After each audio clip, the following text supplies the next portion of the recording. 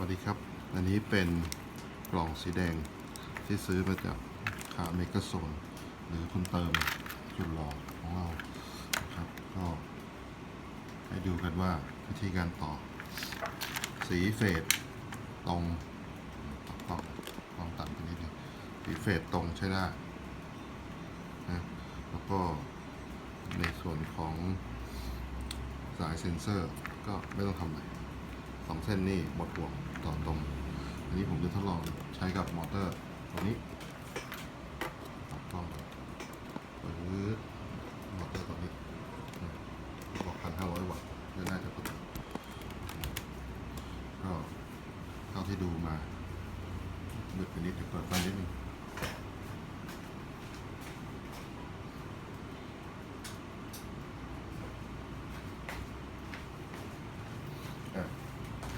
อันนี้ก็เป็นตัววิธีการต่อก็แบตเตอรี่เข้าตรงนี้บวกลบใช่ไหมครับอันนี้คงไม่ต้องแล้วสายสีส้มอันนี้เป็นสายสวิตช์กุญแจซึ่งเราจะมาต่อเข้าอย่างนี้นะก็มีสายที่สำคัญก็คือเส้นนี้เส้นสีนี่ภาษาจีนเขียนว่ามีกราวมี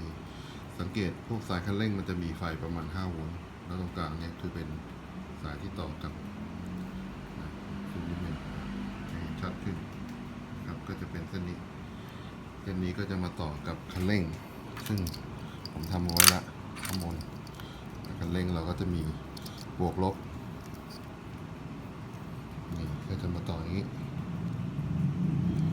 จะเป็นอย่างนี้เห็นไหมสีเขียวแล้วก็สีเทาตรงกลางจะเป็นสายสัญญาณกลับมามีซูมมีแค่นี้เองถ้าจะทำให้วิ่งได้มีอีกคู่หนึ่งที่น่าสำคัญคือเส้นนี้เป็นสายเทรนในกรณีที่ต่อแล้วมอเตอร์กลับข้างก็ใช้เส้นนี้แทนในการที่จะโปรแกรมซึ่งปกติแล้วบอร์ดทั่วไปมันจะเป็นสีขาวแล้วก็มีอีกเส้นหนึ่งที่จะเป็นตัวที่น่าสนใจก็คืออันนี้เป็นสายสปีดคืออะไรมีเกียร์1เกียร์สโลว์แล้วเกียร์ไฮมองเห็นชัดไหมก็ชัดสีแดงเหมือนกันก็อันนี้ก็งงๆนะเราก็จะใช้แบตเตอรี่ชุดนี้72 โวลต์นะครับแล้วก็ขั้นแรกก็คือ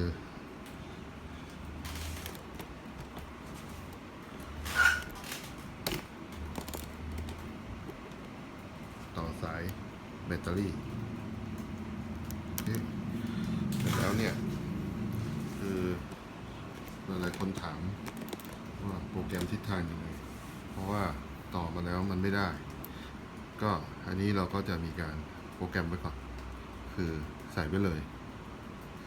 อันนี้ผมโปรแกรมไว้ถูกทางแล้วแหละเสร็จแล้วมันยังไม่หมุนหรอกใช่ไหมครับเราก็เอาสวิตช์กุญแจต่อเข้าไปมันก็จะเริ่มหมุน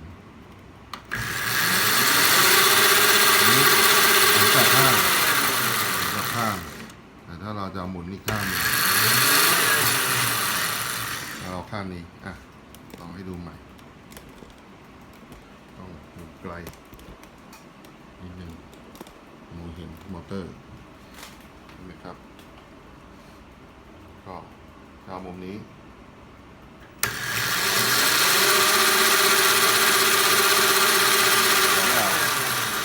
แล้วมันหมุนถอยหลังแล้วก็ต่ออีกที